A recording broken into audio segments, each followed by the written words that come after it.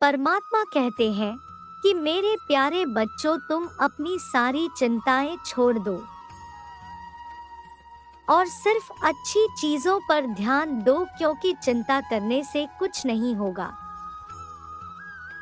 मैं देख रहा हूँ तुम आवश्यकता से अधिक सोच रहे हो,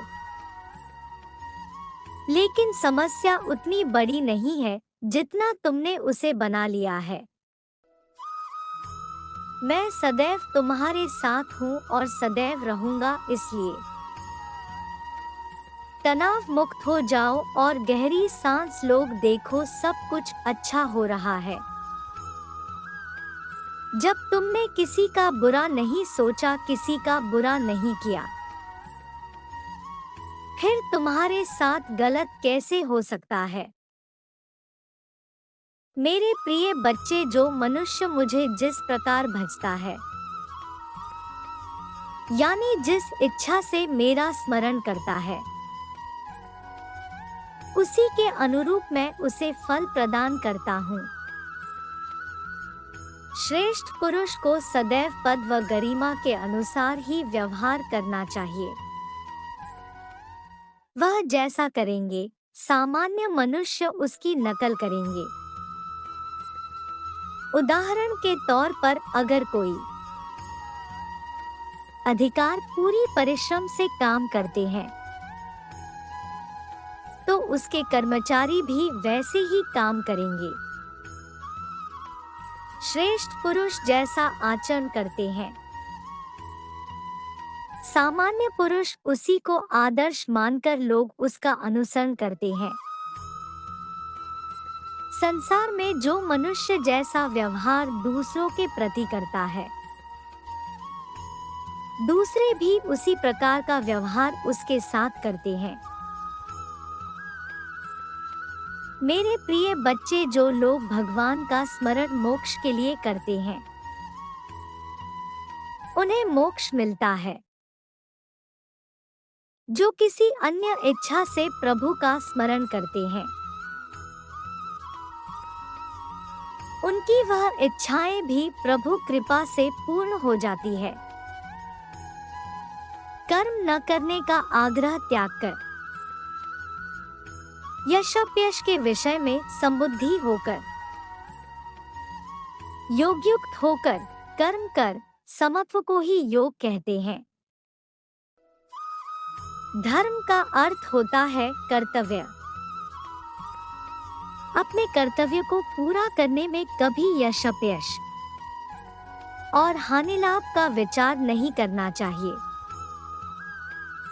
मेरे प्रिय बच्चे, बुद्धि को सिर्फ अपने कर्तव्य पर टिकाकर काम करना चाहिए।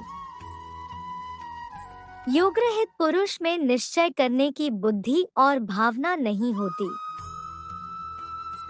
ऐसे भावनारहित पुरुष को शांति नहीं मिलती, और जिसे शांति नहीं, उसे सुख कहाँ से मिलेगा? सुख का मूल तो उसके अपने मन में स्थित होता है। जिस मनुष्य का मन इंद्रियों यानी धन, वासना, आलस्य आदि में लिप्त है, उसके मन में भावना नहीं होती। और जिस मनुष्य के मन में भावना नहीं होती, उसे किसी भी प्रकार से शांति नहीं मिलती। मेरे प्रिय बच्चे, अतः सुख प्राप्त करने के लिए मन पर नियंत्रण होना बहुत आवश्यक है। प्रबुद्ध व्यक्ति के लिए गंदगी का ढेर, पत्थर और सोना सभी एक समान है। निर्माण केवल पहले से मौजूद चीजों का प्रक्षेपण है। उससे मत डरो जो वास्तविक नहीं है। ना कभी था ना कभी होगा जो वास्तविक है। वो हमेशा था और उसे कभी नष्ट नहीं किया जा सकता। जन्म लेने वाले के लिए मृत्यु उतनी ही निश्चित है जितना कि मृत होने वाले के लिए जन्म लेना। इसीलिए जो अपरिहार्य है उस पर शोक मत करो। जो मन को नियंत्रित नहीं करते उनके लिए वह शत्रु के समान कार्य करता है। मन मनुष्य की सभी शक्तियों का स्रोत है। मन की स्थिरता और शुद्धता से संकल्प को दृढ़ता प्राप्त होती है। इसके विपरीत मन की चंचलता विनाश को आमंत्रण देती है। जब तक मन को जीता नहीं जाता तब तक राग और द्वेष शांत नहीं होते। मेरे प्रिय बच्चे, मैं तुम्हारे लिए प्रार्थना करता हूँ कि तुम आज से तनाव मुक्त हो जाओ। मैं प्रार्थना करता हूँ कि तुम्हारी द्वितीय स्थिति में सुधार हो। और मैं प्रार्थना करता हूँ कि तुम्हारे संबंधों में मधुरता फिर से व्याप्त हो। तुम जीवन का भरपूर आनंद ले सको। मैं प्रार्थना करता हूँ कि वर्ष के अंत तक तुम्हारे जीवन की सारी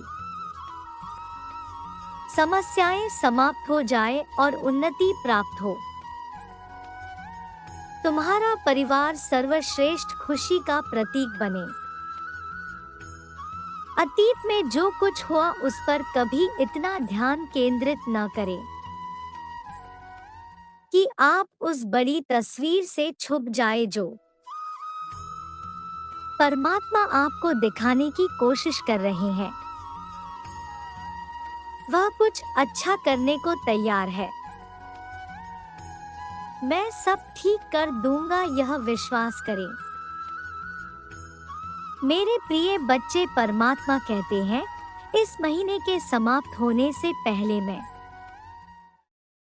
तुम्हारे लिए अनंत आशीर्वाद, बड़ी मुस्कुराहट, वित्तीय सफलताएं और बड़े अवसर लाने जा रहा हूँ। उसे प्राप्त करने के लिए अपनी आंखें बंद करके अपना धन्यवाद परमात्मा को प्रस्तुत करें और कहें,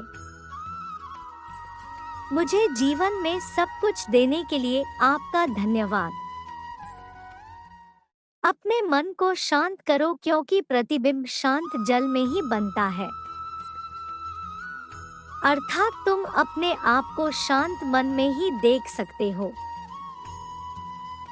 जिस पल तुम अपने हृदय में खुद को देखोगे, तुम्हें तत्काल सहायता प्राप्त होगी। इस दिन इस संदेश को अपने परिजनों के साथ साझा करें ताकि आप आज एक पुण्य कार्य कर सकें।